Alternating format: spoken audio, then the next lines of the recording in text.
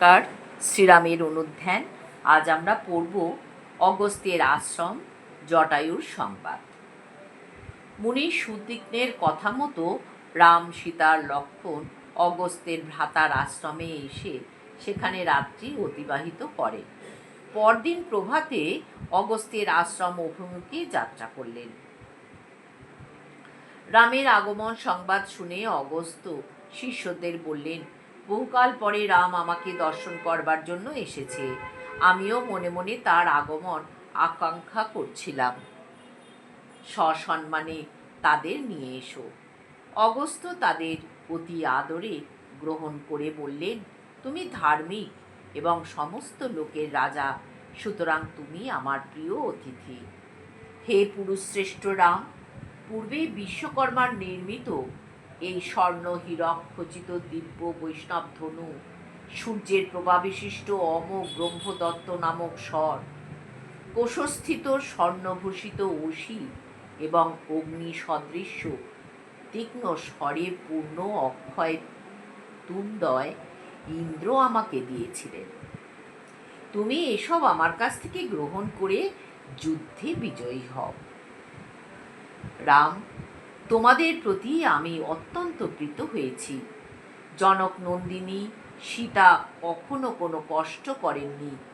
পতিভক্তির জন্য তিনি তোমার সাথে এই কষ্টদায়ক বনে এসেছেন। দেবীগণের মধ্যে যেমন অরুন্ধতী, ইনিও সেই রূপ। পবিত্রতায় সকলে শ্রেষ্ঠ এবং প্রশংসনীয়। যাতে এর সন্তোষ হয় তুমি তাই করবে। তোমরা এখন পরিশ্রান্ত, বিশ্রামের প্রয়োজন। তোমরা এখানে বাস করলে এই প্রদেশ অলঙ্কৃত হবে। অগস্ত্যের কথা শুনে রাম বললেন, আপনি আমাদের গুরু। আপনি যখন আমাদের উপর সন্তুষ্ট হয়েছেন, তখন আমরাও ধন্য হয়েছি।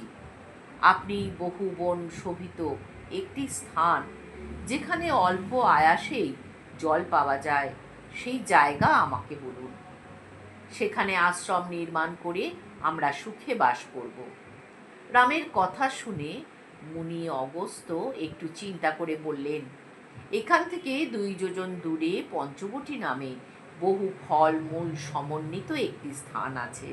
সেখানে অল্প আয়াসেই জল পাওয়া যায়। তুমি সেখানে গিয়ে লক্ষ্মণের সাহায্যে আশ্রম তৈরি করে পিতৃসত্য পালন করো। সেই স্থান গোদাবরী নদীর কাছেই অবস্থিত এবং অতি মনোরম। তোমরা সেখানে সুখে অবস্থান করে তপস্বীদের রক্ষা করবে। অগস্ত্যের কাছে বিদায় নিয়ে রাম, সীতা, লক্ষ্মণ পঞ্চবটির দিকে যাত্রা করলেন। পথে এক মহাপরাক্রমশালী বিশাল দেহ গৃধ্র পক্ষীকে দেখতে পেলেন।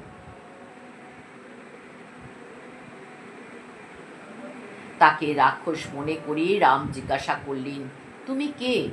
সেই গৃধ্র অতি মধুর স্বরে বললেন, বৎস, আমি তোমার পিতা দশরথের বন্ধু। রাম তখন পিতৃতুল্য জ্ঞানে তার পূজা করে পরিচয় জিজ্ঞাসা করলেন। গৃধ্র বললেন, বিনতার গর্ভে গরুর ও অরুণ এই 2 নামে 2 পুত্র জন্মে। অরুণ আমার পিতা, আমার নাম জটায়ু, এবং সম্পাতি আমার জ্যেষ্ঠ ভ্রাতা। জটায়ু আরও বললেন, রাম, তুমি যদি চাও তবে পঞ্চবটিতে বাসের সময় আমি তোমাদের সহায়ক হব। তুমি ও লক্ষ্মণ অন্যত্র গেলে আমি সীতাকে রক্ষা করব।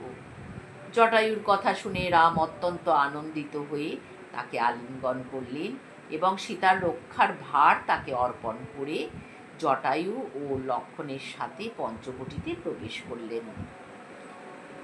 আজ এই পর্যন্ত। আগামী দিন আমরা পড়ব পঞ্চবটি। হরি ওম তৎসৎ।